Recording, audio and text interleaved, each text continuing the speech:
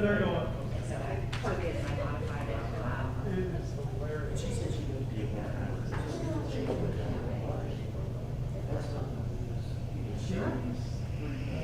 Of course, I've had those. There's like a lag time. That's why I don't want to arrange, there's a little bit of lag. Because I don't know the other night, I tried to find the Facebook message, and I thought, where's that? Did it not record it? It's not showing up on the, usually it shows levels like the TV screen, is the pre-rendered screen. Yeah. It gets like, but do you want me to wait until this is?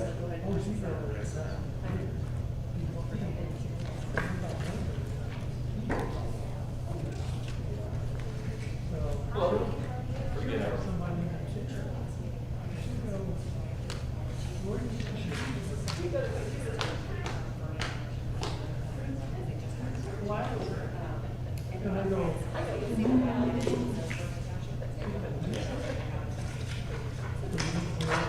There's nothing on the website.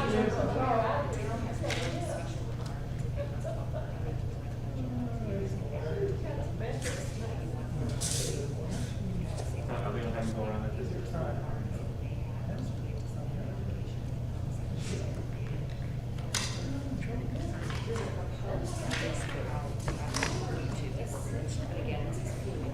There's a lag time. How long does it take to show up?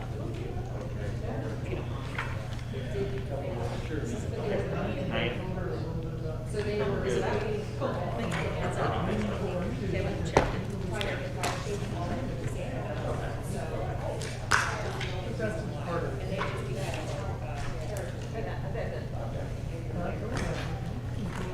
I'm still, you know, that whole thing about.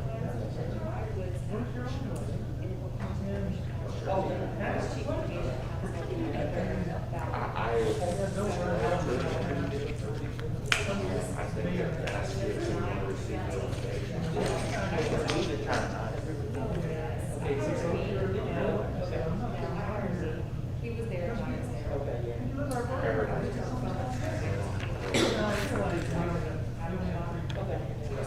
You get more no's.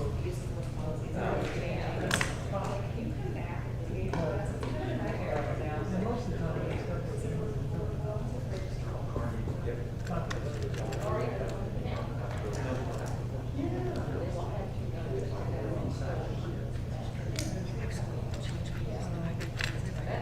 I got everything. No, For them. I didn't realize you were. Yeah. Yeah, I don't know if you heard. This is So this is a kind of There's a purpose. posting that I created for the fire chief position. It's all targeted for the position, something that you guys can look at and consider. This I literally copied from our website. The requirements there are no, she's got 7 short requirements to town fire chiefs of the residency. I took this from a client, Vernon Township just hired. They just became a fire department and just hired a fire chief. So these were the things that they had. It's about right. I did not know what we wanted as far as for an application process. Again, this is just what they used. And then on the second page is a rough timeline of when we probably could do this. So, and again, fluid document that I got open and can change. And that's why I said it's not effective until Friday. Because I just change things tonight. I've never hired a fire chief before. Thank you.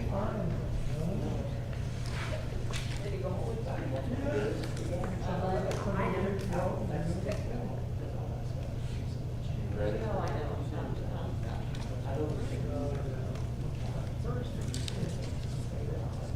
Good evening, welcome to the Mooresville Town Council special meeting on September 22nd. We will start with our pledge of allegiance, and then Councilman Worthen will give the invocation. I pledge allegiance to the flag of the United States of America and to the republic for which it stands, one nation, under God, indivisible, with liberty and justice for all. Dear God, as we gather this evening, this council asks again for strength, courage, and wisdom. We thank you for the privilege that it is to serve this wonderful community we live in.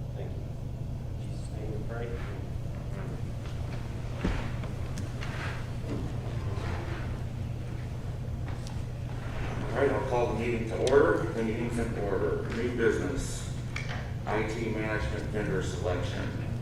How do we want to do this? Have them come up one at a time and present? Yeah, that'd be fun. In any certain order? I guess we'll just go in the order you're seated. So we'll have the IA come up first. I use your TVs again? Yeah. Sure can. Okay. Here's your base to your mic.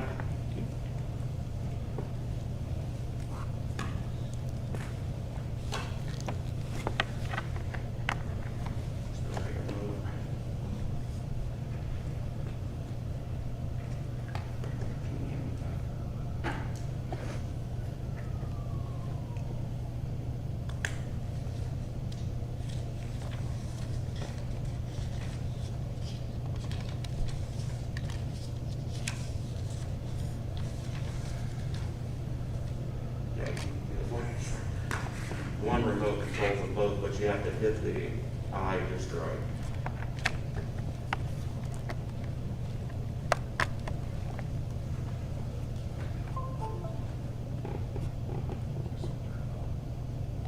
Is it on? Yeah, this one's on.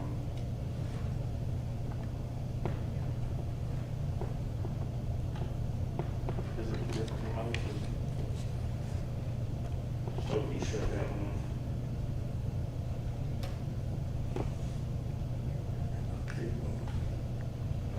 We can try this one for the other one.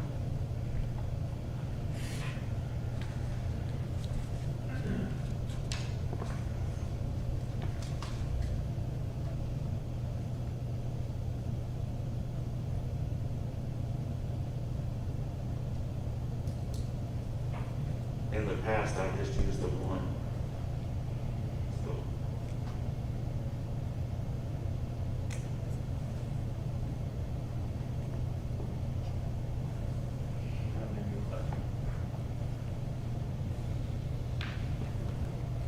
Power button we can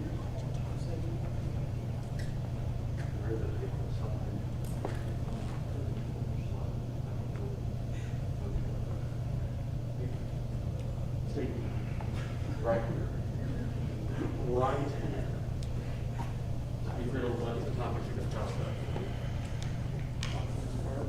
Should be. That's a negative, big band.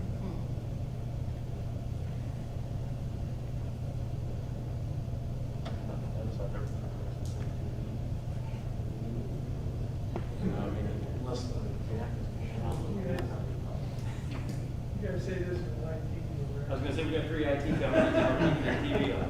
I think it's pay-per-view. That's AV, we're on. Oh, there you go. There you go. Well, it used to say that, now streaming. Next question, I say, you reach it.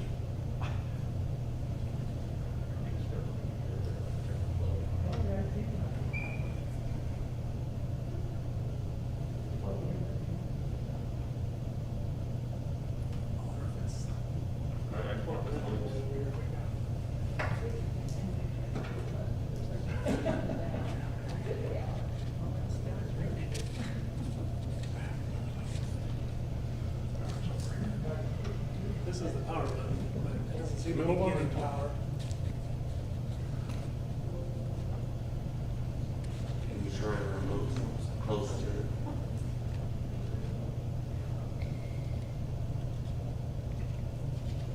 Is there something unplugged over here?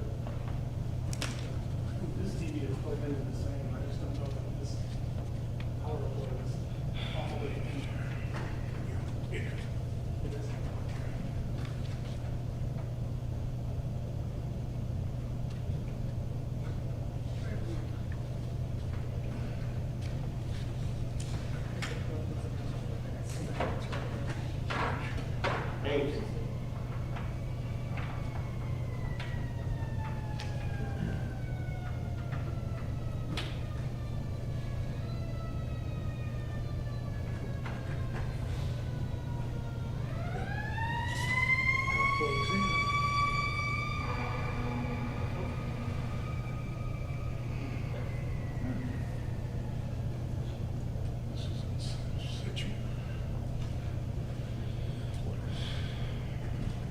They're both on. Don't touch anything. Hi, good evening. My name is Scott Bell. I'm with Endeavor VIA. I'm a senior account manager for both of our companies. Tonight, I'd like to show you what our offer is going to be. As you know, we are the incumbent.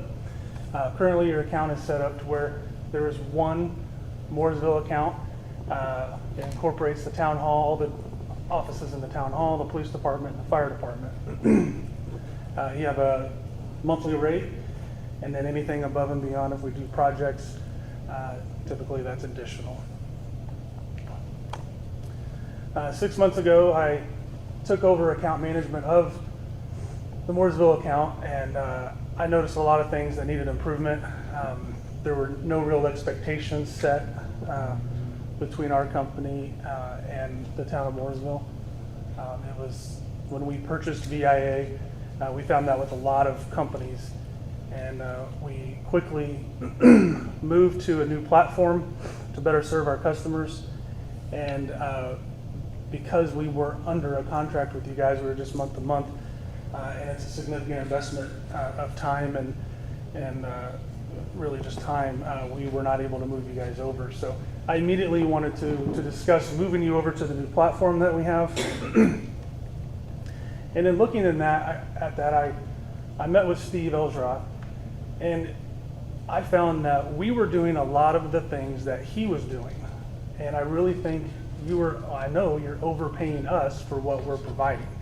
And I pointed that out to several of the council members, and I wanted to make a change, and I wanted to do something a little different than most companies out there.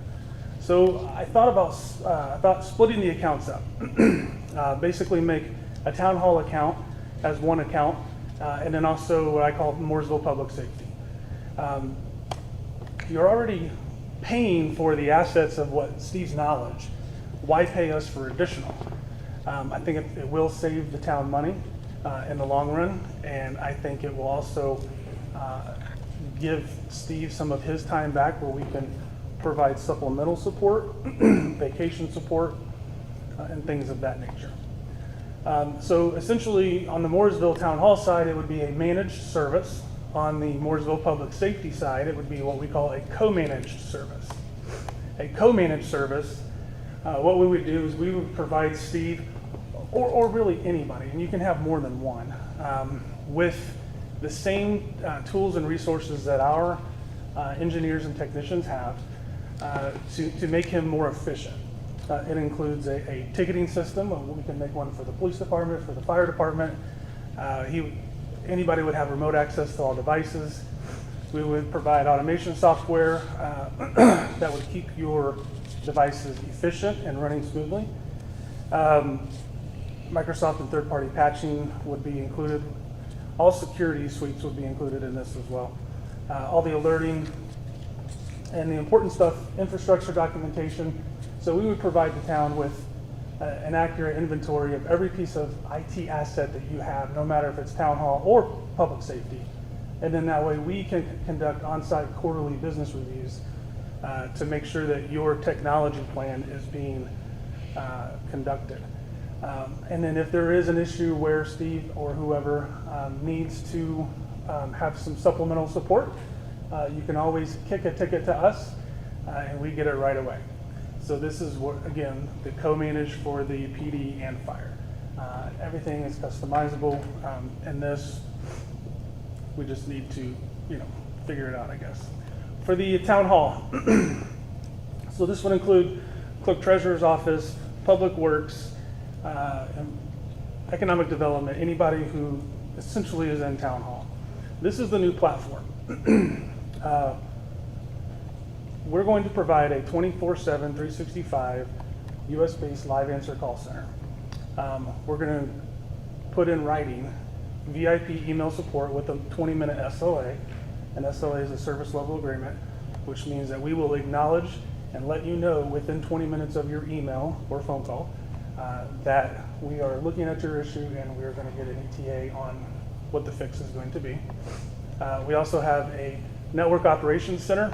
It's manned 24/7 as well. So your critical infrastructure, like your Spillman servers, your Exchange servers, all of those things will have new alerting systems built in with someone sitting there ready to take control if need be and fix anything that needs to be fixed.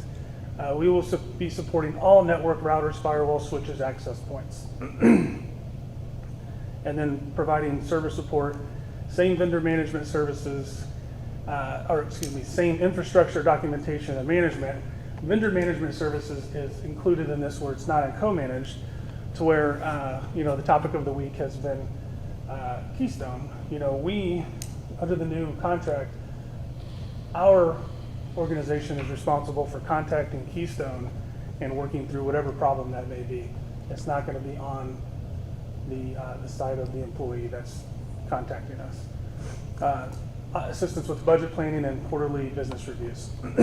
So here's another real difference. My competition in the room tonight, they are probably on the left side of the table, on the left side of the screen. They will give you a Monday through Friday 8 to 5 call center. However, off hours, weekends, and holidays are typically extra. And then anything you want to do project-wise, whether that's loading a new or putting a new PC in, upgrading servers, upgrading from Windows 7 to 10, all of that is extra. As you can see on the right, VIA, we have the 24/7, 365 call center, off hours, weekends are included, and all project labor is included. To give you a little bit better breakdown, I want to show you in our industry, and this is the same for all of us, we have 3 different types of companies out there. You have a break fix, so this is the guy that does it on the side. It's a very reactive service. There is no SLA, so you don't know when he's going to be here. The risks for you, slower work, poor workmanship, there's no checks and balances, and there's no incentive for that person to get you 100% back to where you need to be as efficient as possible. And then I think this is my colleagues here in here tonight, this is where they are. They will, and this is where VIA was. A monthly service charge per PC server, access point, router, the whole works. They provide you a security suite. They provide some proactive software, but it doesn't include labor for projects or upgrades. So really, and the same risks can apply in this situation as well. And of course, not to beat a dead horse, but this is where we are. We call it a managed IT department. Everything is unlimited. So again, this will fall under, the town hall will fall under this particular package. And I have included all of the major IT assets, firewall, all of your Meraki switches, any of your servers, they're all going to be under here and not on the co-managed, because that way that labor is taken care of when it's time to do some upgrades. So here's the nuts and bolts. We price a little bit different than most. On the left side, you'll see the town hall. We price per user, desktops or laptops. I threw some iPads in there because I know we have some, and server. So on the left-hand side, $19.65 per month. That's all in. That price will never change as long as we do business together. So you will, whatever project we do, that will stay the same. On the right-hand side, that's the public safety. These are all approximate numbers. I know they change daily. We will cover the desktop, laptop, the server that's going to be, the new server that's going to be at the PD. And for all of those services with just one IT personnel, i.e. Steve, we're at $825 a month. And then if Steve needs to kick us something for tier 3 support, we give a discounted hourly rate of $100 an hour. In addition to that, we're doing a program where we're taking our existing customers and we're providing a firewall to them at no cost to them. It's what they call a next generation firewall. For your size of organization with 100 to 200 users approximately, the cost of that firewall, if you were to purchase it, is roughly $15,000.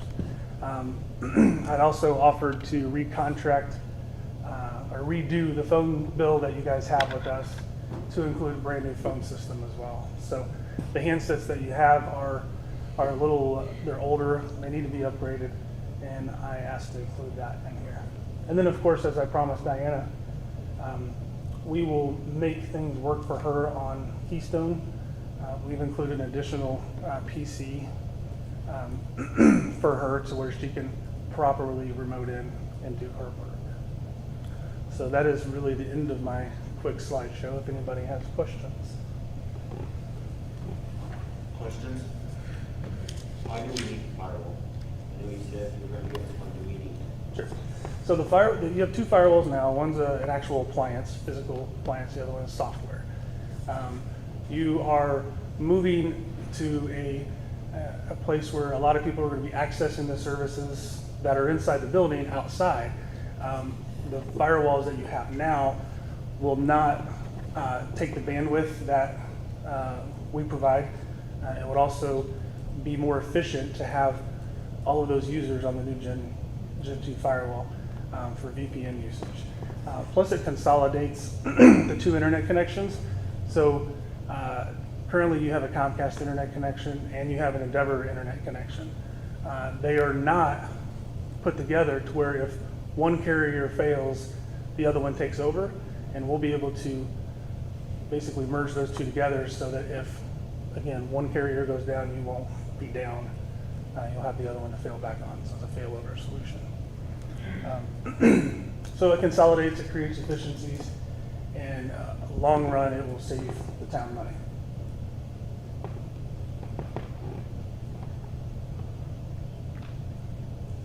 With the firewall, it remains your property, though, correct? Correct. It doesn't belong to us. It's on loan from you, or Right. It's typical for a managed IT department or someone who includes all of the project labor in this because we provide it. It's our risk to make sure that it's performing the right way for you. Otherwise, you're going to contact us for issues, and that just costs phone calls and additional labor hours. So, we do keep it. However, if we were to stop doing business together, then we would certainly, and I think I have it written in our contracts where we would give you, I think it's 60 to 90 days to purchase a new firewall.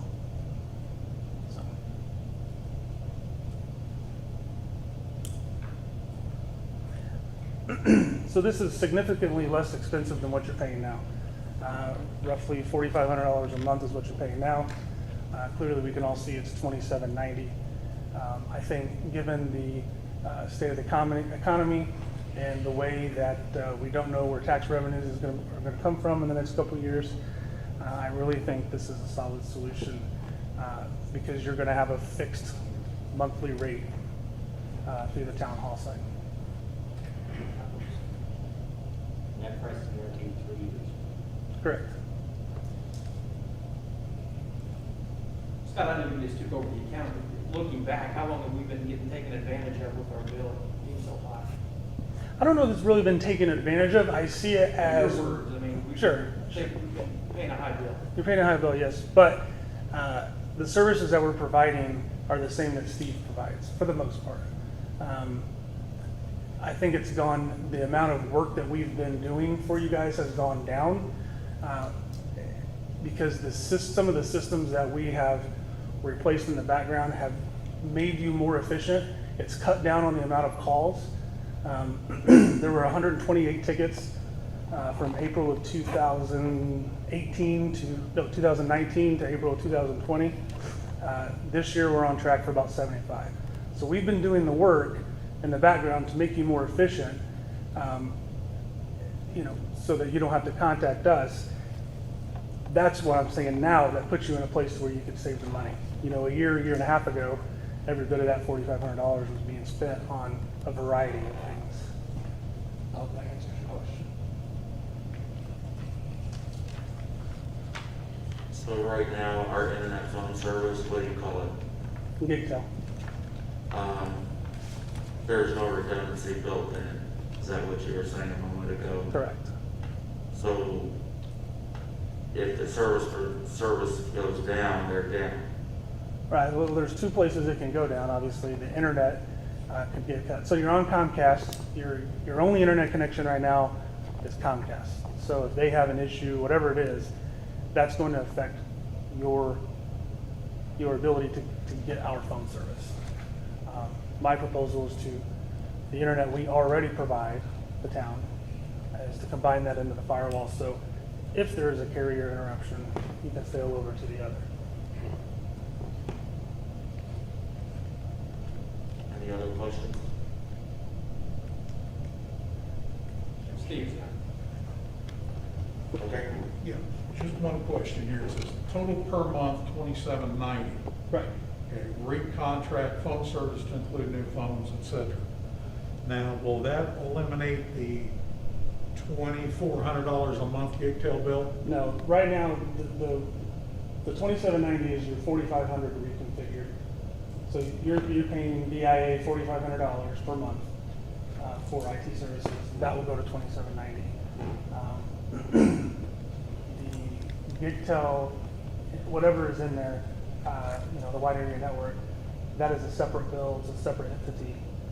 I'm going to recontract that to where you get new phones in that. Okay, so when you say recontract that, I want to make sure I understand it. That means negate the current contract that has about 2.5 years on it and renegotiate that from scratch. Yes. So the services you have, If this goes, right? Is that the cravat? that's correct. Okay.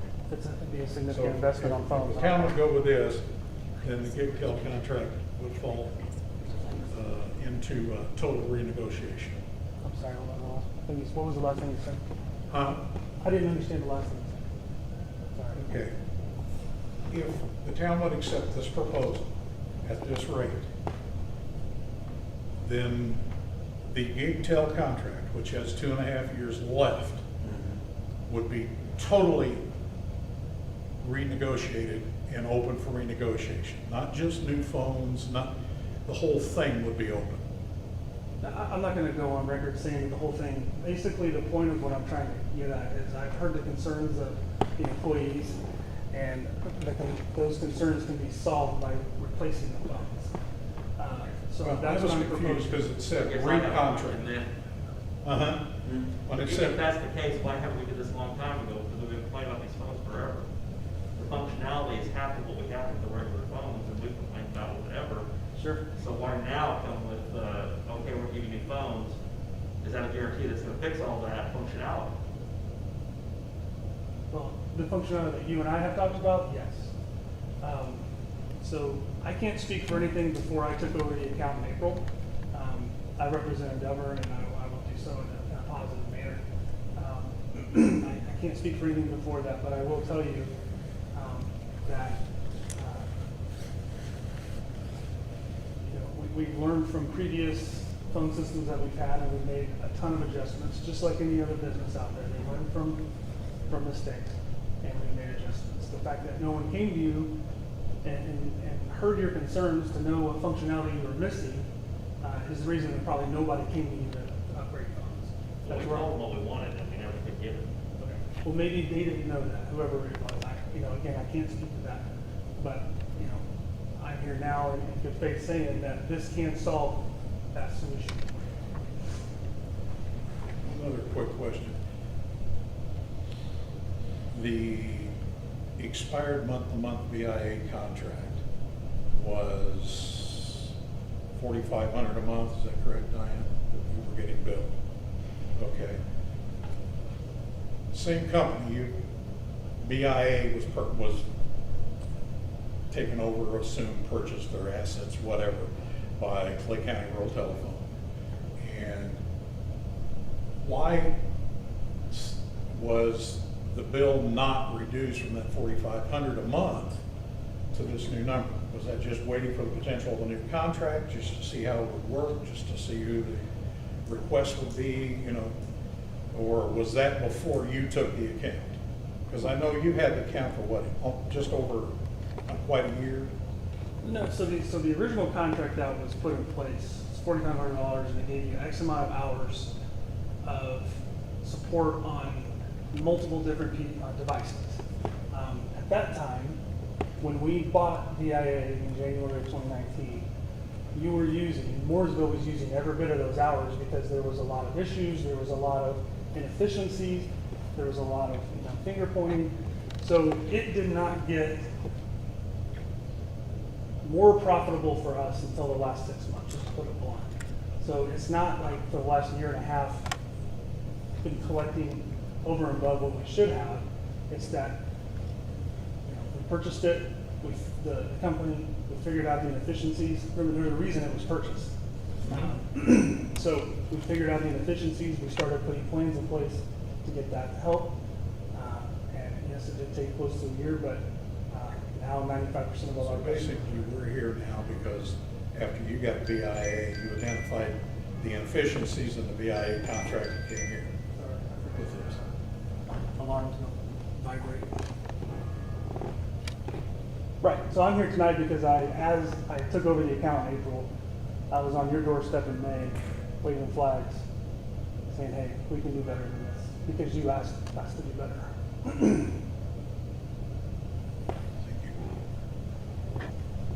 May I ask a question? Yes, ma'am. At the beginning of the partnership with the town and VIA, they came in when we were looking at the phone system. Mhm. There was, the deputy clerk was very concerned about having our phones based off the internet. Because when the internet goes down, our phones go down. And running a public safety department and our treasurer's office, and really any department within the town, there was a comment made that there is a satellite that we could automatically switch over to in the event that would happen. But that dollar amount was astronomical. I didn't know if you heard anything more about that. Never heard that, no, and typically it's not a good practice to send voice over a satellite connection. However, that same application that you're talking about is what I'm proposing with the 2 different internet connections.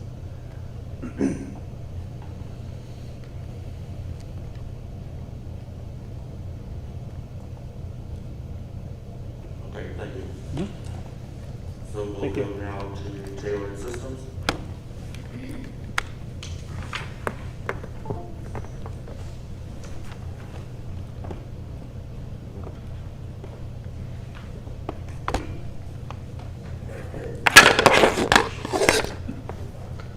Mine's also on the right side, so I'm gonna have to move this a little bit.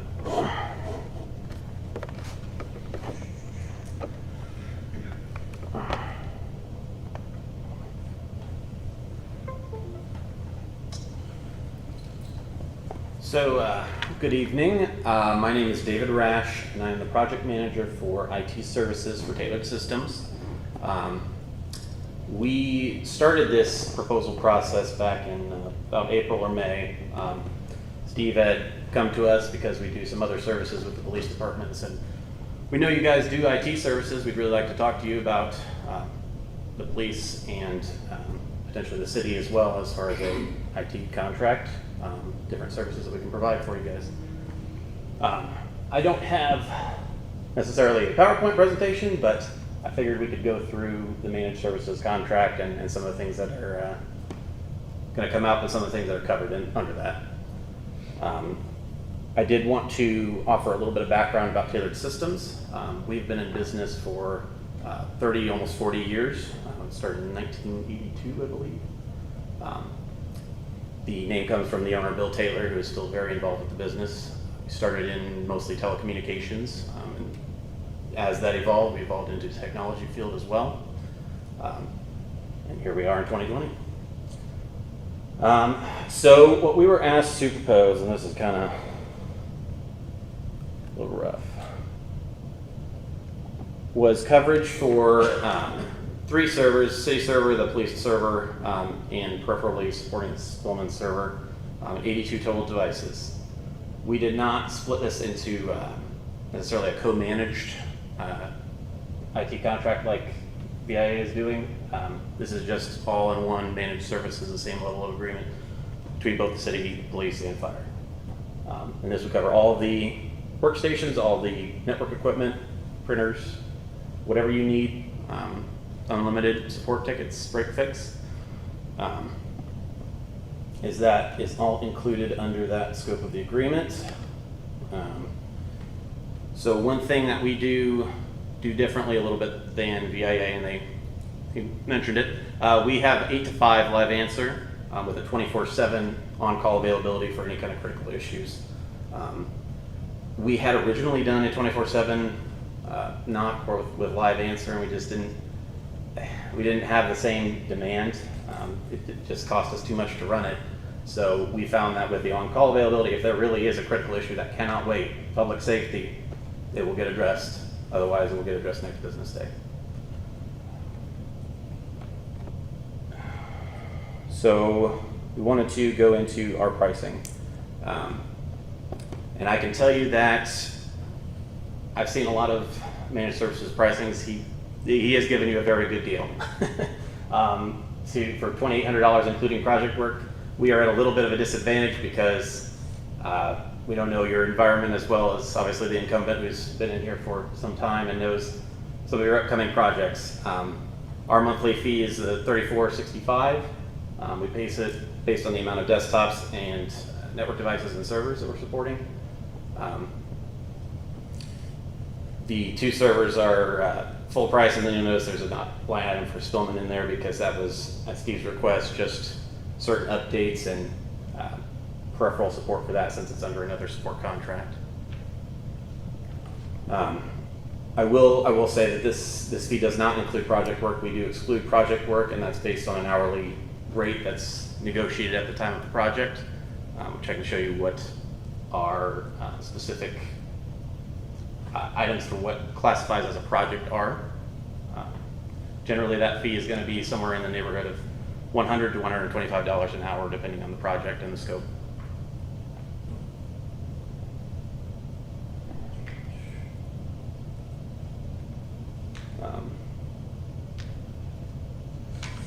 The biggest differentiator that I can tell you about Tailored is we've been around for a long time. No uncertainty. We've been here since 1982 and have never wavered away from the technology field. No thoughts of acquisition or anybody attempting to acquire us. We have all this experience. We know what we're doing. We also offer full lines of different voice solutions. If the time comes where we need to talk about that as well, we certainly can. To that, I would say open for any questions.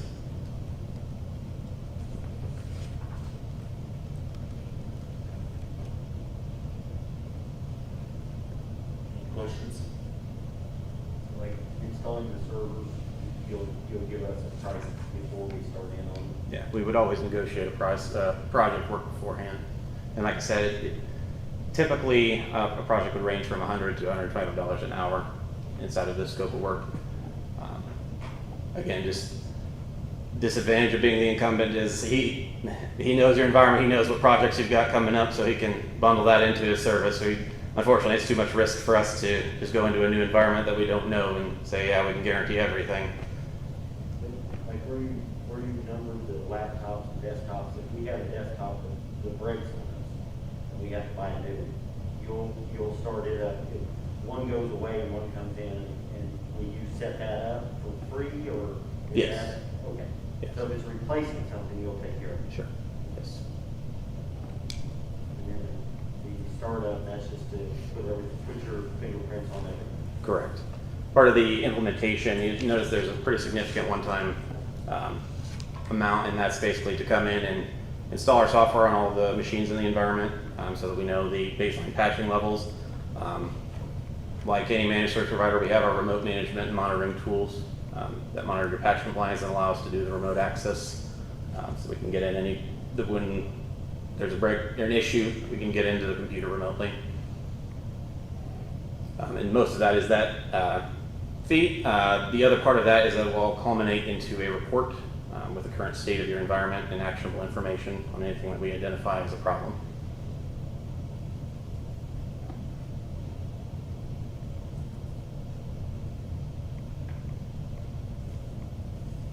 Anything else? What currently does Taylor have with the town? Contracts? So currently, Tailored provides door access and video surveillance for the police, so for the park. We did wiring for the police department as well. We've had that relationship for a little while. Use the wastewater treatment. There are some cameras and peripherals out there as well, yes. I know we did those all in one kind of big project. Right.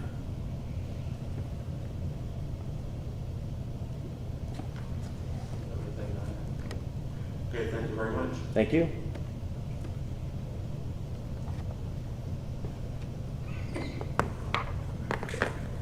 Telemagine.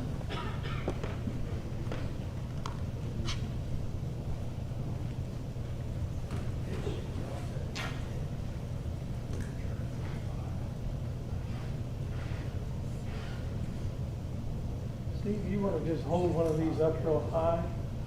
That'd be How my high do key you want me to presentation. hold it for how long?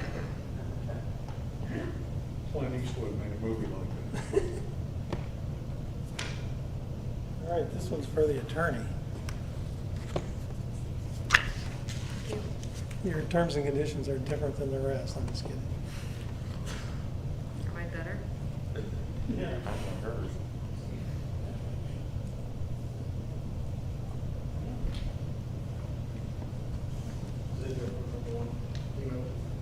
No.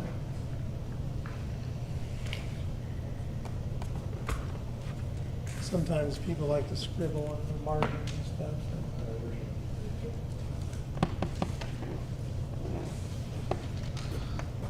So. Thank you. Yeah.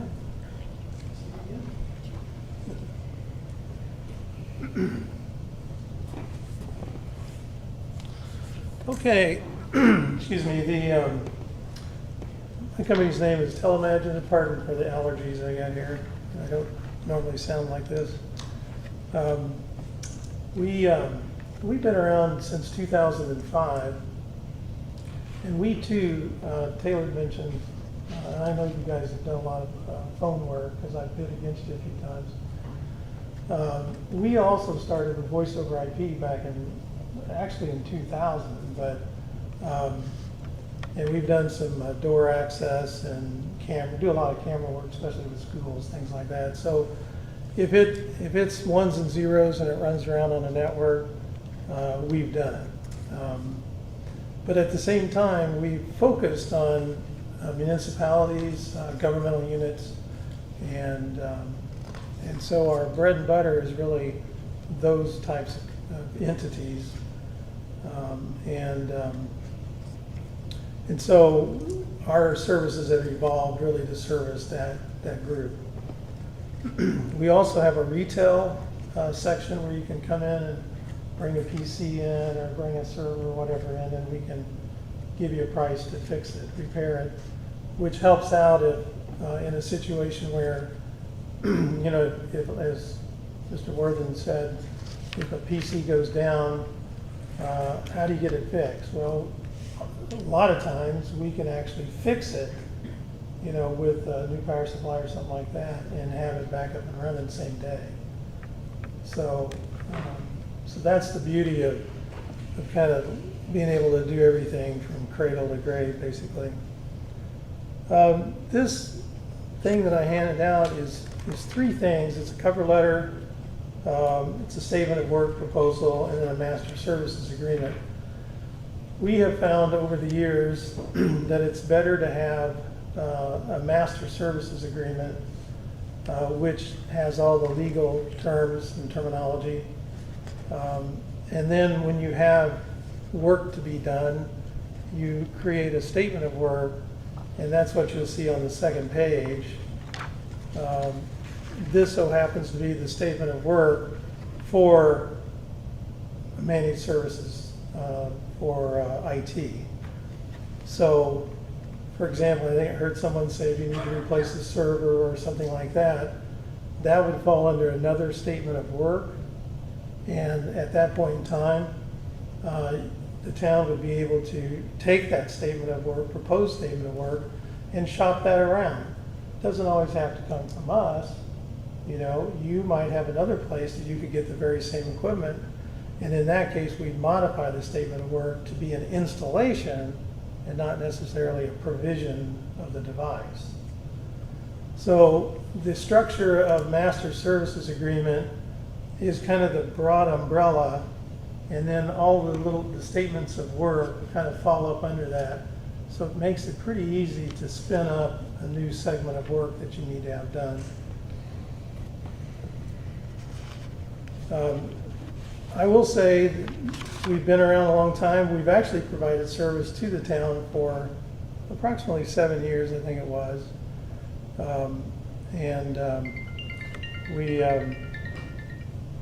We draw employees from this area. We obviously spend our dollars in this area. We're a local company, definitely a local company. We're 10 to 12 minutes away by walking. We don't have fees for visiting someone who's having trouble with their computer. Oftentimes it's a break for us to actually get outside and get some fresh air. And our record would hopefully speak for itself in terms of how quickly we answer calls and come down. So that's what we try to do with the town. You know, we're part of the town, we're a partner in the town, and would like to continue that. So if you look at the statement of work, which is the second page, most managed service agreements look like this. I took this from my 2017 proposal, pretty much is identical the way it was laid out. And this just kind of goes down and does similar to what Tailored Systems has in terms of the number of devices, the prices and things like that.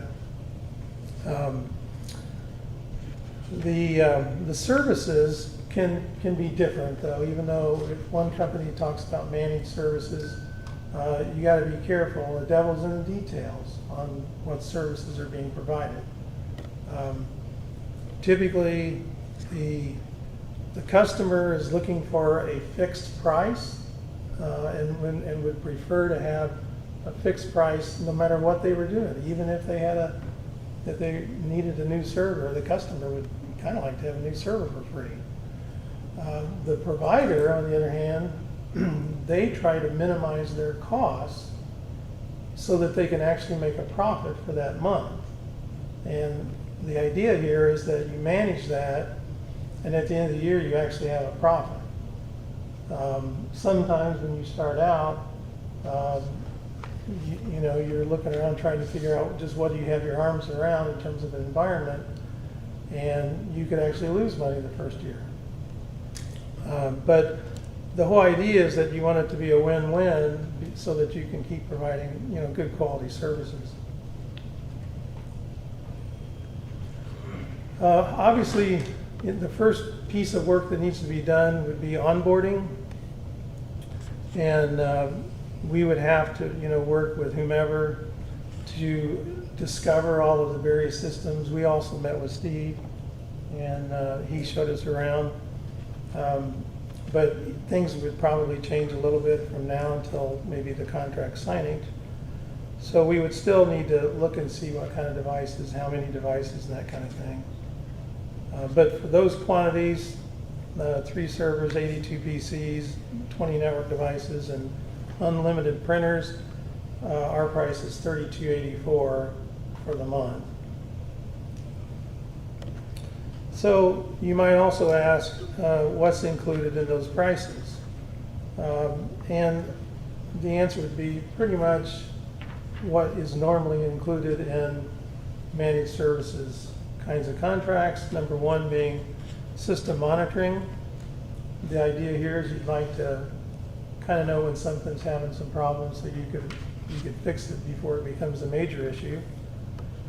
That's becoming a little different than it was in the past years, because now you try to fight Microsoft to please don't update this PC because I can't go back and you've just broken something.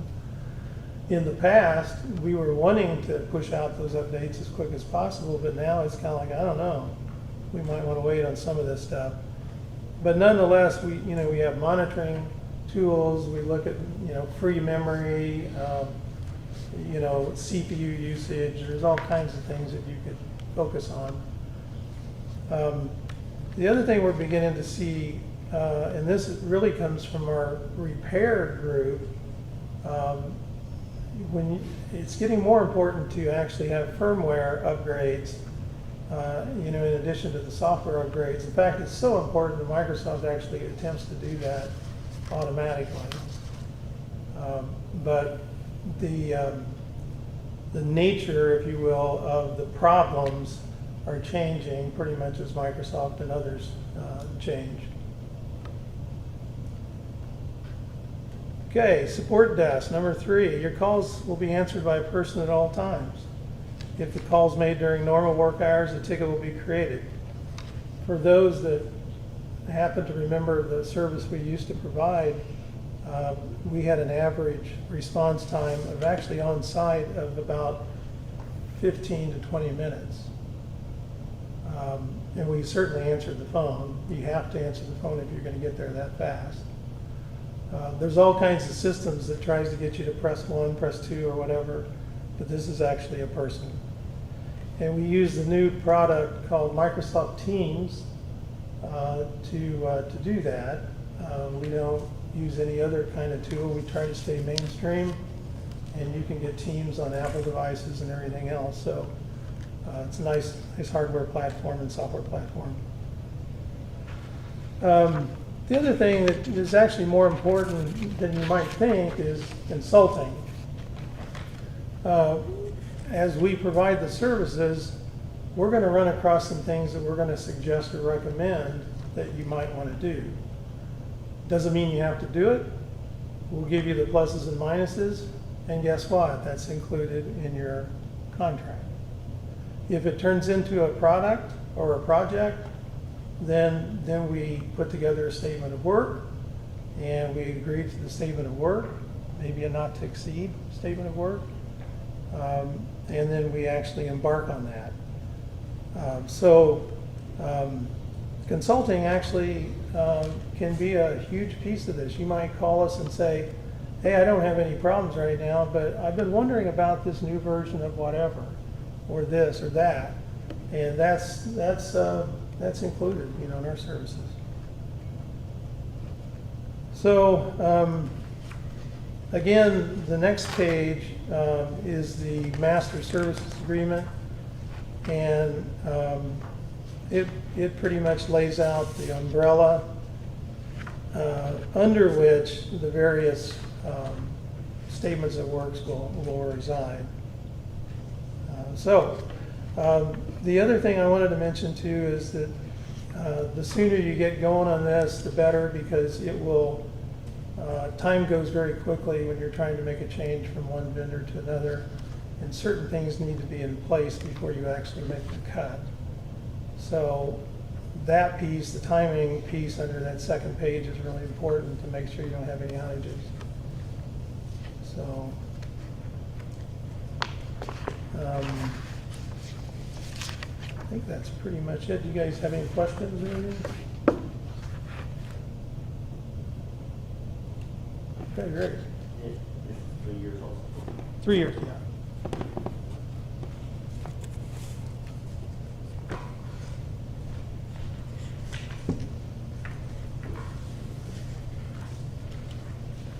Discussion, comments from the council?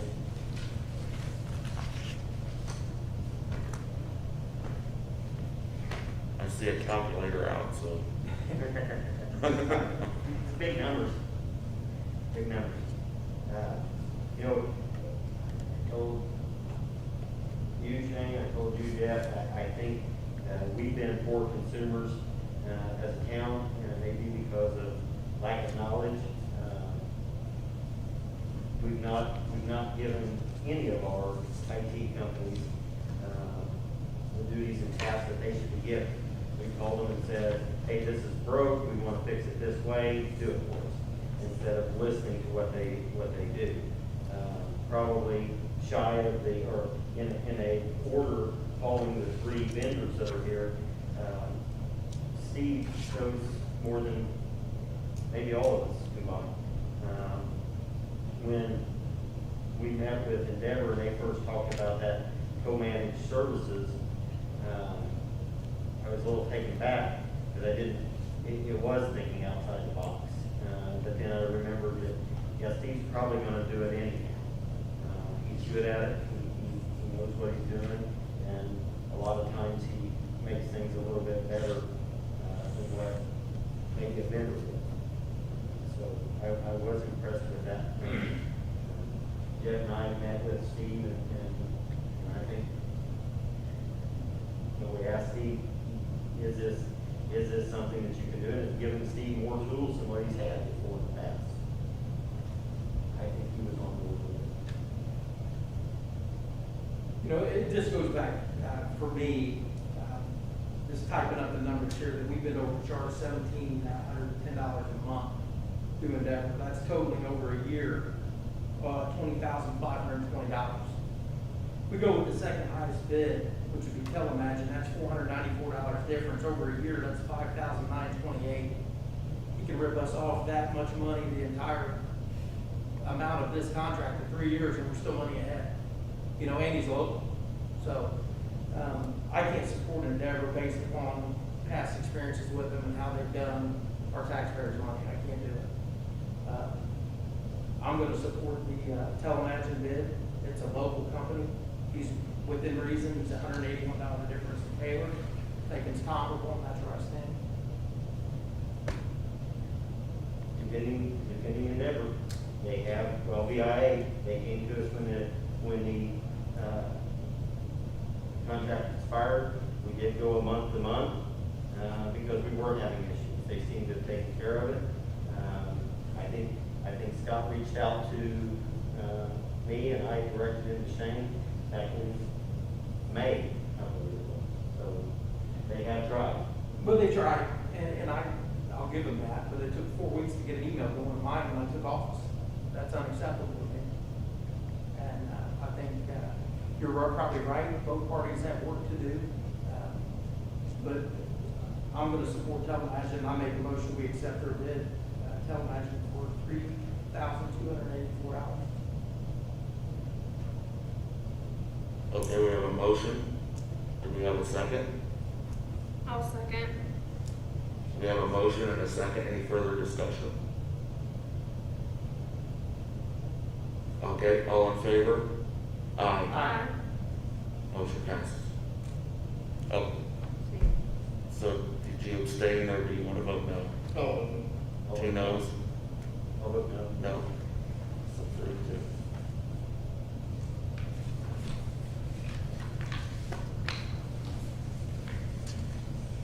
So, do you want to review that contract then? Yes. And we'll get back to, you'll review it, let us know. I will. Would you be willing to send it to me electronically if I gave sure, you, Sure. as an IT guy, if I give you my Yeah, business that's card? almost unfair if I didn't.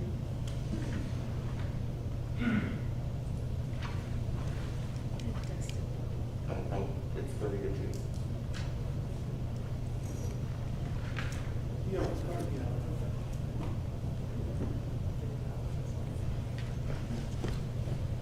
I'll send you my contact stuff too with it. Thank you. Okay.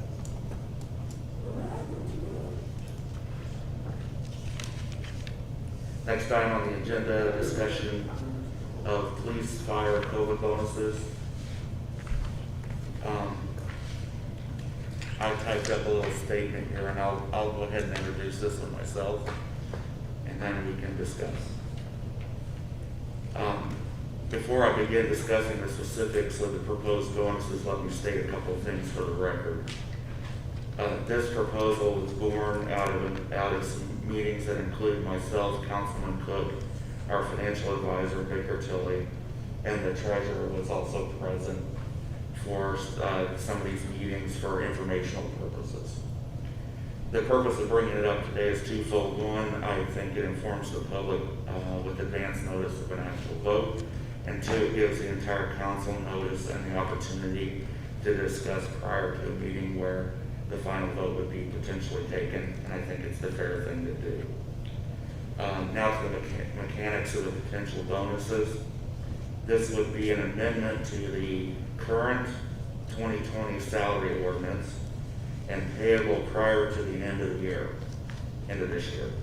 The proposal would be for a $5,000 bonus for full-time firefighters and police officers, including department heads. The proposal is also potentially for a $2,000 one-time bonus for all other full-time employees, including department heads. The rationale, at least this is my rationale, but we'll see what the other council members say. Town employees have been frugal and have adhered to the council guidelines on spending controls that I will simply refer to as the $1,500 rule that the council passed earlier in the year. We are projected to have a surplus that will absorb the bonuses this year and have ample cash reserves far exceeding what our financial advisor recommends. Second, it is a reward for operating government without ceasing. During the pandemic, employees did that. The government never ceased operating on behalf of taxpayers during difficult times. And finally, for police and fire especially, 2020 has been a tough year. They had to do their duties despite the risks of COVID, endure the extras of dealing with protests and a tornado, and in the face of an ungrateful national media. They performed very well for Mooresville and deserve recognition and support from our community. So I'm going to submit this for the record, and we'll open it up for discussion.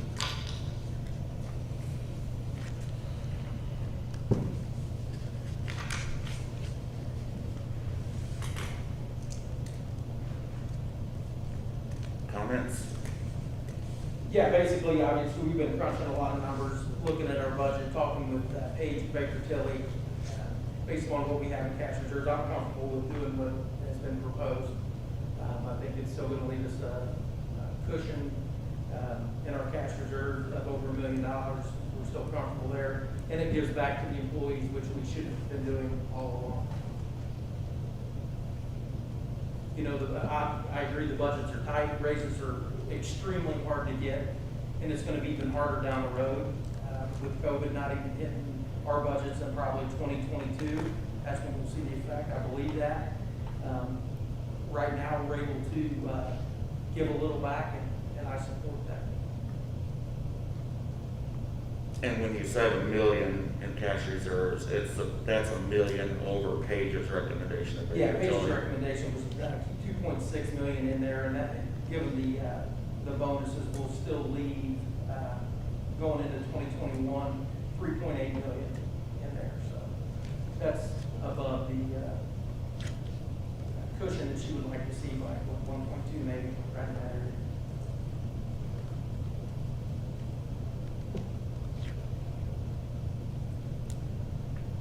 I got the agenda yesterday at 2 o'clock, and then I got this when I got here this afternoon, or this evening. Okay. I see what he's saying. If you look at the 2020, the 2021, and 2022, you look at the 2021 and the 2022 budget, it's flatlined across there. It shows absolutely no increase whatsoever. So there's no raise proposed for 2021. There's no increase for insurance. There's no increase for utilities. And we're supposedly, at this point in time, it's saying we're $92,000 to the good. We don't know where that's at. We don't know what the unexplained are. And I understand what you're saying. We have a surplus, but we've got into that surplus before and spent it down to nothing. We went some years where we couldn't give raises, and we hate that for the employees. But it is what it is. We're trying to do better now. But that has absolutely no increase whatsoever if you look at her calculations or speculations there. It does show that and Jeff kind of briefly gave it to me as far as, or showed me the police and fire, their bonus, the other employees, their bonus. I don't know if this is taken into consideration, and when I look at the parks, the park has no money taken out for this bonus. They're a separate taxing entity, I don't know if we're going to pay that bonus out of our general fund. I don't know if it's taken into consideration our wastewater treatment plant employees and whether Baker Tilly has addressed that with the, bond council as far as that money being taken out of theirs, or if we're gonna pay it out of the general fund. It is math, on a bonus, and I don't know, I've never been part of a bonus, I don't know if we have to pay the first portion of it, but it should, police and firemen, they only pay, 2% the Medicare side of it, Medicare, Medicaid side. The rest of the employees should be about 8% there, and I don't know if that's taken into consideration. And I know you said you crunched some numbers, and I'm sorry, I appreciate you giving it to me tonight, where I can better serve it, when we have our meeting. Yeah. I know that if you look at, other unseen possibilities of expenses, I know that our police professional liability coverage puts us liable for the first $5,000 of any claim. I know that there's a possibility we could see claims that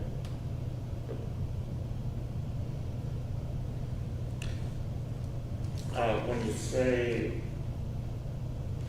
you said that something about there's no accounting for a raise in 2021, the scenario that I go from 2021 to 2022. Oh, Look at okay. Disbursements, they stay exactly the same. That's right, yeah, okay.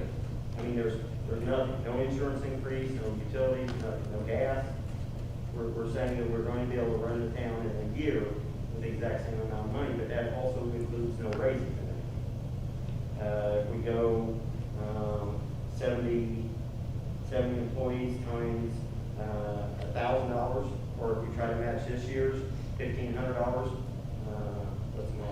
$105,000. So, and boom, we're in the negative, And I know we said we still have the cushion to spend out, but I guess I'm just scared of, I guess I'm just scared of the unknown. Tommy, I am too, and I get where you're coming from, but going into 21, from 21 to 22, those years, we still can't use the cash reserve for raises, because that is not gonna be there all the time, you know? That's what I'm saying. That's what I'm saying right here. From here to here, it's showing none whatsoever. Right. No increase. It's only showing us a $9,200, $92,000. It doesn't sustain it. Like you said, it's starting to get into, and we cut out of that budget, we cut a $200 or $113,000 department completely out of it. You look at the food, you look at the MVH, we're still spending in the negative on it, and that's not the town's fault. That's again the change in the rules on restricted funds. We didn't make the rules. God bless Lincoln County, is all I can say. Yeah, that's why it's for discussion tonight, you know, and not brought up for a vote. We've got 2 weeks, you know, for you to do what you want to do, and I'm sure there's going to be more discussions on it. I know I'll have more discussions on it.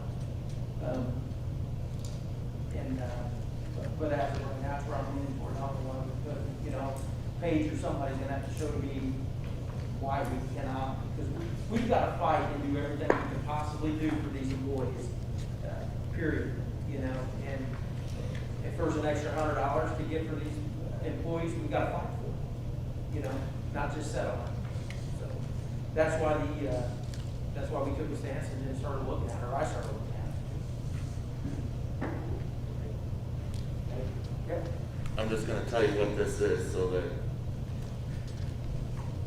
we have two scenarios here. These are cash flows based on $1,500 salary increase for 2021, the bonuses for 2020, and then I also had her reduce food and beverage from $750 to her projection.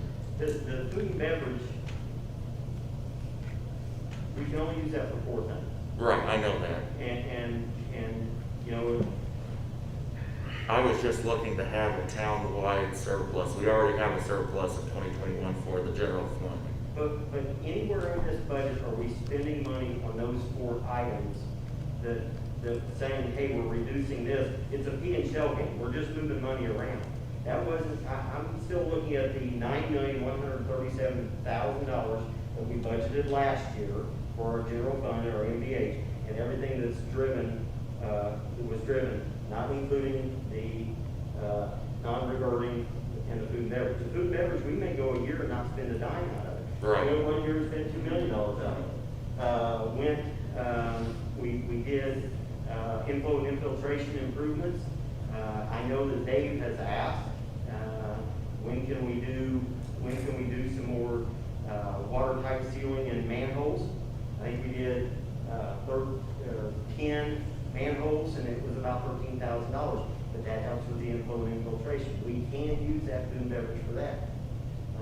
We used the food and beverage just at the beginning of this year, and I think that's where Paige said, okay, I'm looking at your expenses for this year, and I want to mirror them next year. We spent that on oversight and bidding on our sewer project to try to lower the Sewer. rate. Yeah. And it did a wonderful job. We did a great job there. But I think that's the only reason she did that. But to say that we're lowering that to have a balanced budget, all we're doing is that money there can only be spent because of the forward thinking of the people that adopted it for 4 things. And nowhere in this budget are those 4 things, do we have areas to fund those 4 things elsewhere in that budget, in the current budget? Maybe some park improvements. It would just make us be a little more disciplined with it. You know, we would have to pass an additional appropriation if we wanted to spend more than that. It just, from a budgetary standpoint, it just puts the entire town in balance. I realize you can't use food and beverage to offset some, they don't pay salaries.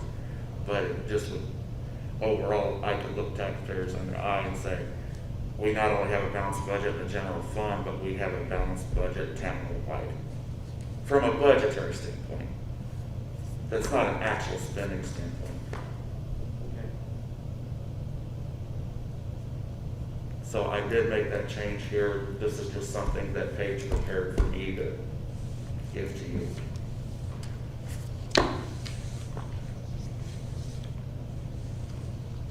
Any other comments or questions?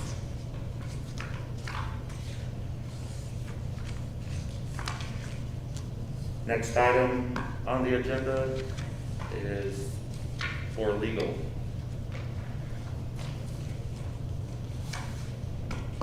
Fire chief hiring process.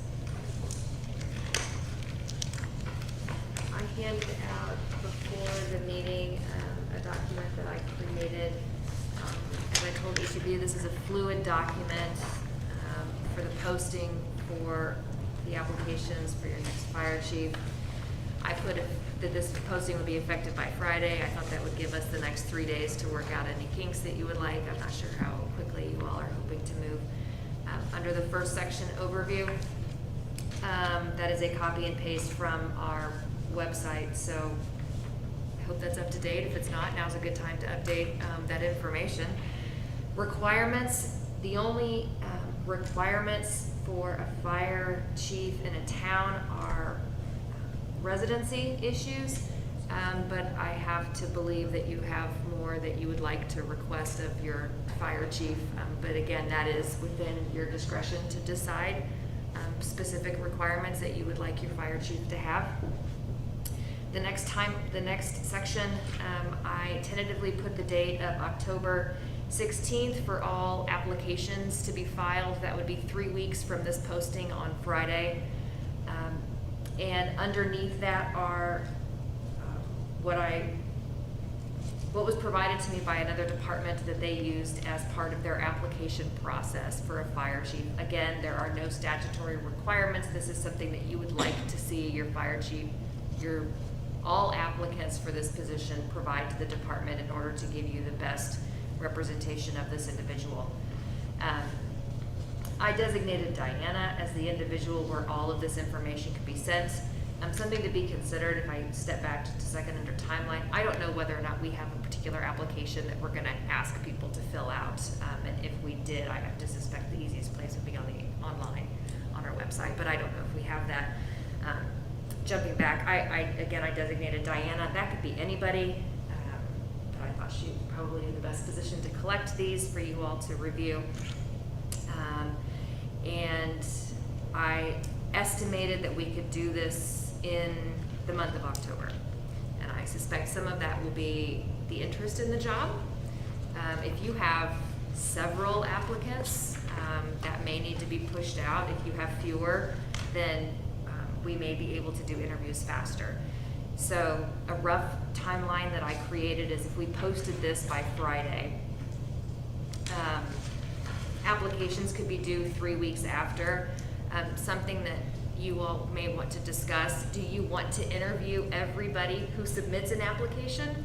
Or do you want to meet as a board first to review those applications, and then decide we want to only interview the 3, 4, 5, however many of those applications that you actually like.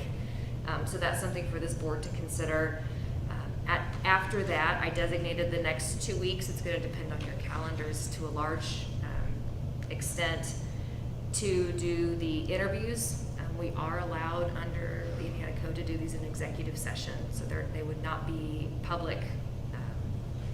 We do have to provide notice of that 48 hours in advance, so we want to pick the couple of days that we're going to do. And then at the conclusion of the executive session where you have your last applicant, I would anticipate this board would talk about. You can't make any decisions in an executive session, but you can answer each other's questions and have a conversation about it. And then at your next council meeting, you could publicly announce. So those are just some thoughts. I did also, I didn't make a copy for everybody. I don't know if we have a job description for fire chief, but I found this off of trusted Google as an idea. And I can email this to everybody. Do we have a job description? Okay, do you know when the last time was it touched? Oh, because I asked for Julie to do it.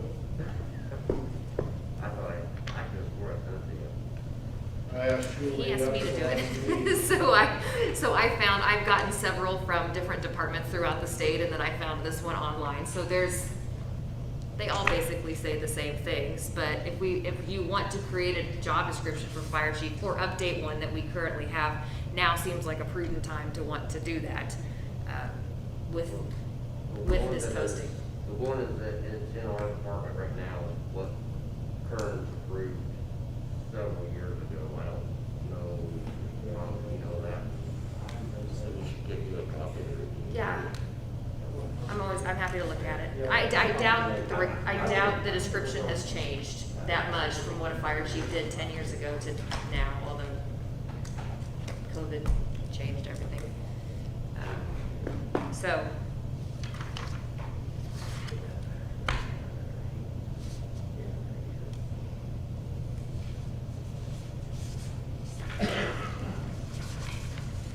Comments or questions?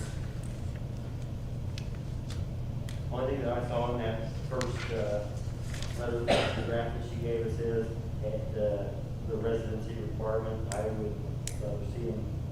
rather see it be in Morgan County only, not in the 50-mile distance of the counties. I would like to think that they would be readily available at some point in time. I would agree with that also. That was an issue last process that I was involved in, was distance from town in case of emergency.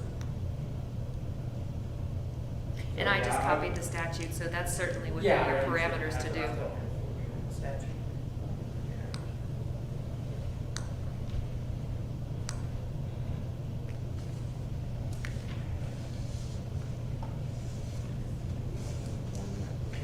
You may want more than 6 years of experience. You may want a certain education level. I mean, these are all things that you're allowed to have and include if you want, or not want.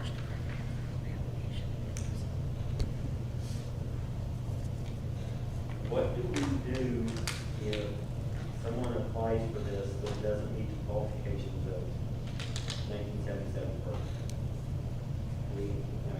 It's the only way that we've ever been able to age-based discriminate against applicants is by their guidelines. They have to be able to have 20 years service at 52, so not older than 32, or I guess they could be a lateral transfer. How do we do that? How do we put that in writing? Or do we exempt that?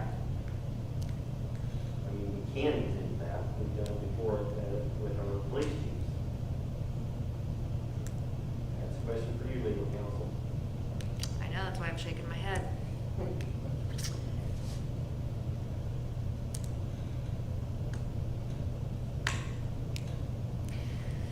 Well, you're going to be taking, I don't want to say, it could be a lateral. That's implied. Lateral typically implies a hire from another department, though. You could be hiring from within for an individual who, Yeah, regardless, your individual is going to have X number of years automatically. Yeah, and they're not, that position is not exempt now. It is not an exempt position. It is a 1977 perk position. Okay? As a council, I think we can make it an exempt, and they could be a member of the civilian perk. Yes, I have seen certainly chiefs max over that age. So do we just not address that at this point in time? I mean, obviously, then we go in with, can we, because obviously if we're hiring a firefighter, we're hiring a firefighter that is fit for duty and pass the test. Yes? What do we do here? Do we say that you have to be eligible or able to pass the PERF test? How do we do that? Or do we? You know, I don't know exactly what I'm talking about. There's some sort of testing that they can do to get a certificate that a lot of applicants have to provide to departments. Matt, you know what I'm talking about? Is it a certain card? You can go take a physical agility, you get a card, and some departments are asking for that card. If you pass that, what is that? Talking about the CPAP. CPAP card, is that what we're talking about? That's what you're talking about. Right. I mean, Can you come up with my? All of your applicants are going to currently be, I have to believe, all your applicants are going to be current firefighters, unless you're considering applications from retirees. Retirees or departments that are not 1977 or not a PERF department.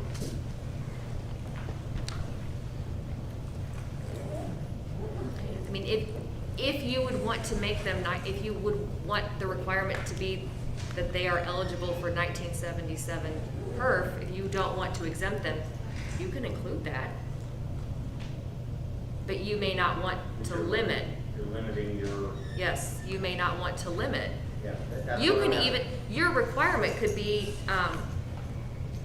must be an active firefighter. Must currently be an active firefighter within the state of Indiana. Or the Active United may States. throw- Active throw 'em off. duty, Well, sorry. active may throw them off a little bit. Some of them are, but. So. Our last two police. Well, an active chiefs, would- you know, one was, I believe was in civilian PERF, and then when Danny retired, I don't think he was entered into another PERF. I think he was just a civilian chief. Yeah, I know, and I we mean, can do that. right. But do we have to do it in advance, or do we? No, because you don't do PERF until they're hired. Okay. Well, when they ask for what are the benefits, can we say it's a public employee retirement fund of some sort? We can probably be a little more specific than that, but yes, So, because it could be 77 or it could be civilian. yes, correct, depending upon the person. Right. I just don't know that you want to limit. I don't want to limit it, that's why I said, how can Right. we get around that? I don't want to limit that, because sometimes a few gray hairs are a little bit better than agility. Most of your fire chiefs don't have to be terribly agile. Right. They're not the ones lifting they're not the ones lifting the hose and, lifting the hoses and climbing the 100-foot ladders, typically.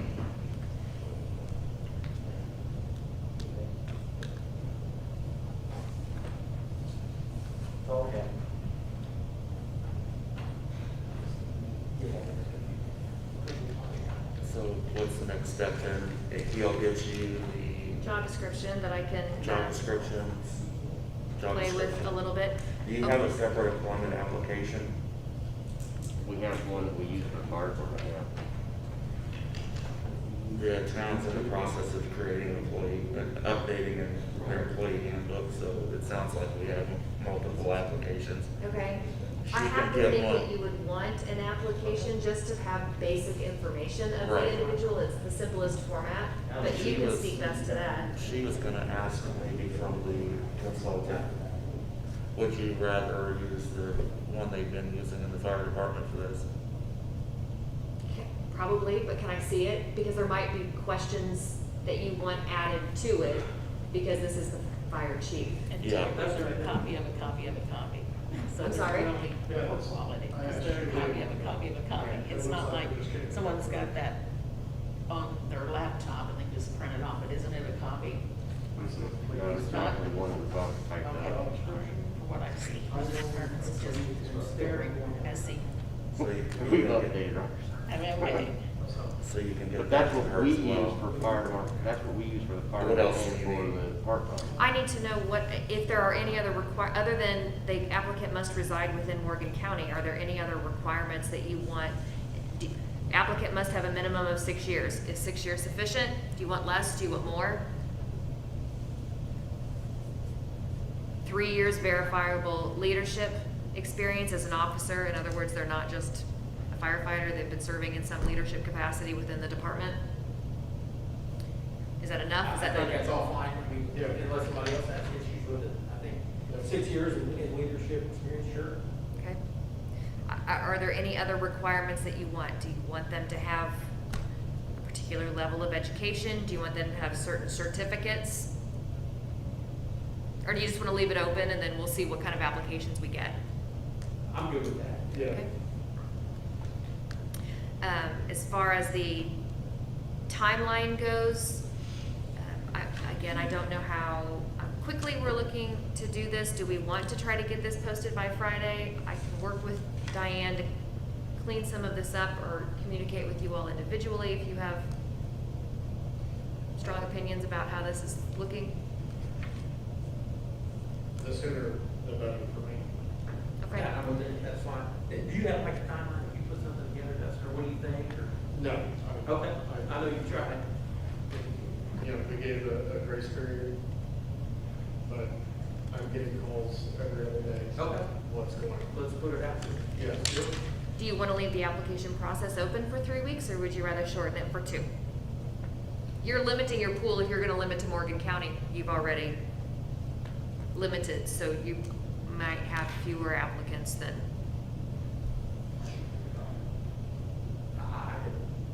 Or have intentions of moving within a period of time. You know, you can say, hey, you know, if they're willing to move closer within a year's time, date of hire, you know, or something along those lines. If that would broaden the search, I don't know. You know, I know more and more people are moving from the city out here for various reasons. I have seen other places where they give you a 6-month grace period to move into the city, but the only problem you run into is If you've they now don't. hired a fire chief and now they don't. Right. I've seen municipalities have to let people go and now you're starting over, but you're right, it absolutely broadens your pool of potential candidates if you do something like that. So 6 months. I'm good with it. I give them a time period. I think that's whatever you guys think is sufficient, 6 months, a year. You know, 6 months with a possible extension if they're having trouble locating something. I mean, we're easy to work with, I think. So whatever you guys feel is right. I'm okay with 6 months, moving to Morgan County. Okay.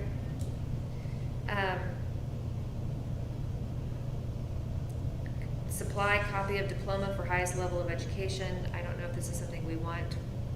Supply 3 professional references, state background check. I'm gonna get a copy of the application And the job description. and the job description. Who would be the best person to work with to ensure that the job description is finalized the way that you want it to be? Are you, I'm just the liaison, I think the executive needs to look at it. okay, I can send it to you, To both. both of you. It's not, Let's do that. that's not a majority. He's got more experience than I do on the fire issues. so Okay. I'd rather he looked at it with me. Do you want applications open for just 2 weeks? 3 weeks? Honestly, this is, I guess I'm contradicting myself, I said let's move forward, but I want as many qualified Yeah. applicants as we can. I guess question to the council, does another week matter? I like the 3 Your weeks. phone ringing, not mine. Great. Okay, so October 16th is fine? Yes. Do you want to interview all the applications that are sent to you? Or do you want to meet once after October 16th to look at them, to narrow them down? Me personally, I've made enough waves out here tonight. I'd like to look at them amongst ourselves, maybe like in a half-hour executive before meeting, you know, just to go over the names and then get it, you know, go from there. We might be able to discuss what we know about them or whoever applied. Yeah. That's just me personally. So you meet on, I'm looking at your, I think we need. you meet on the 6th, you meet again on the 20th, right? You meet on the 20th? Okay. I'll think on this. So if you, So that'd be 4 days after you have Yeah. them due. Yeah. Yeah. So- Executive session before the October 20th. okay, That works out good with your time. yeah. Is that okay with you guys doing a 30-minute executive session before your October 20th meeting? That's enough time for me, yes. Okay, looks good. And I'll- then we'll come out of that and set another executive session for interviews. Right, you can decide in the next, I figured you'd do it over the next couple of weeks, depending upon your calendar. I would look at your calendar soon, so we could try to block a night or two. Consider how long you anticipate these interviews to go. So if we're scheduling them 30 minutes apart, 1 hour apart, and how many evenings you want to do that, we will have to send notice of those executive sessions as well. And then for the. We'll know the number of applicants before we have to notice them, correct? Yes, yeah. So, okay, well, that'll help us decide. Yes, you should know the number of interviews that you're conducting on October 20th. Yeah. And then that week, we would do the 48-hour notice. Shane, can I get a suggestion? Your state, background checks not gonna catch everything, so if you wanna catch everything, I would have Chad look a little deeper, if you want that. Because you're not gonna get everything on a background check in the state. And that's what I was talking about, maybe we can we'll work with them to conduct a background investigation for our police department. Okay. If you're good with that. And I perhaps limit that to those applicants you actually decide to interview. Exactly. I agree with that. We have to notify them that we're doing that. No. The applicants, what's that? No, but they're gonna suspect it. And then in the final interview that you do, I would anticipate staying in order to decide. So you don't have to meet again. That final evening that you're doing your interviews, I would just plan your calendars accordingly to stay. And you guys can decide who your chief is going to be, so you don't have to schedule another executive session to have more conversation. But then you can't make the announcement and actually vote until your next, Until the public meeting, until your next meeting, so would be November. 3rd. Yeah. Is that election night? What? 3rd, November 3rd? Yeah. Do you guys meet on election night, or do you meet the? Yes. Okay, so you could potentially announce your chief on the election night. we're having an executive on October 20th, right, to review the candidates, correct? Correct, and then at some point, between the 20th, if you want, the week of the 26th is when you could have your interviews. And if that doesn't work out, you can always continue that, you can extend your interviews to the week of the 26th and the week of the 2nd and not vote publicly and make your announcement till the 17th. Till the second meeting in November. I just know you said you were anxious, so I'm trying to. Yep, less meetings, the better. So it looks like this could be wrapped up by November 3rd. If the stars align and all the interviews can happen the week of October 26th. How's the election? If you have 25 candidates that you like, you may have to continue, you may have to extend it, because that's a lot of evenings for you to all. So, I make a motion, we have an executive session October 20th at 5:30 to review applicants. 5:30 or 6, do you want an hour, or, do you meet at 6 or 6:30? Do you want an hour or 30 minutes? I guess it all depends on how many you like. You're right. Yeah, I say 5:30. Well, there's no reason why there's no reason why the applications couldn't be sent to all of them Prior to. the prior to executive. that, Yeah. because the applications will be in by the 16th. Okay. That'll work. 6. Do you want it at 6 or 5:30? Tell me. I know Jeff will hate me, but I'd feel better at 5:30. 5:30 is good. It's in the form of a motion. Okay, we have a motion, we have a second? Second. We have a motion and a second, all in favor? Aye. Okay, I'll work with you, Diana, to get that emailed.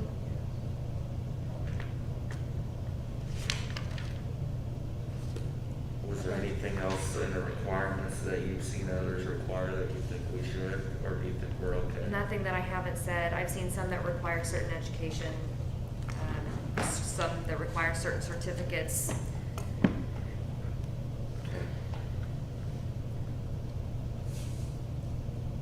So we're set then, correct? Other than on your website, and I suspect you're gonna wanna put this in the paper, is there anywhere else that you all want to advertise? Facebook? No, I'm sorry, I have to back off that. 'Cause they require you now, there's some kind of algorithm on Facebook. Anytime you post any kind of just a job opening on Facebook, they send you additional information you have to fill out. And I'd rather stay away from that. Would you rather, do you wanna do an email blast to your employees? I mean, specifically targeting the That fire would be a department, of nice course, but I gesture. don't know if you can, you have just the ability to email the fire department. They may, I suspect those persons might be interested in knowing about this posting. And we need to put it on the bulletin board in the town hall, don't we? You could post it in the fire stations too. Yeah. In case there are firemen that don't look at their email regularly. Right. Are we done? I don't have anything else unless there's other things you want in here. Anything further on this issue? You think we're good? Okay. Next item, public comments. Seeing none, town council comments, Councilman Cook. Yes, a couple comments, for Chief Julian, could you get the speed trailer up on Victor Drive tomorrow? We already did When did that happen? today. Okay, thank you, and, where are we advertising for hiring for police? We did our Facebook, and I think I didn't do it, Captain Cage did. I think there were some issues with the Facebook, but we actually put an ad in the Mooresville Times. And that's it? Yeah. What We about had- Indiana Law Enforcement Academy website? And Indiana Law. It wasn't on there earlier in the week, because I was looking at other departments. We've already closed. What? We've already closed applications. We've got all our applications. We've already did a Okay. meeting, and we got 30 applicants, and we cut that down to 15. So when we advertise, have we always used Indiana Law Enforcement website? We've always had Indiana Law from Roadbrook. I don't know if we have in the past used it more at the time, but we did do it this time. Just so we could get a little bit more activity. Our last two processes, we've advertised at the ILEA's website. Yes. Okay. That's all I have. Okay. Councilman Wortham? Councilman Stanley? Councilwoman Hester? I have none. And I have none. So our next meeting is Tuesday, October 6th at 6:30 here, and that's a regular meeting. Do I have a motion to adjourn? So moved.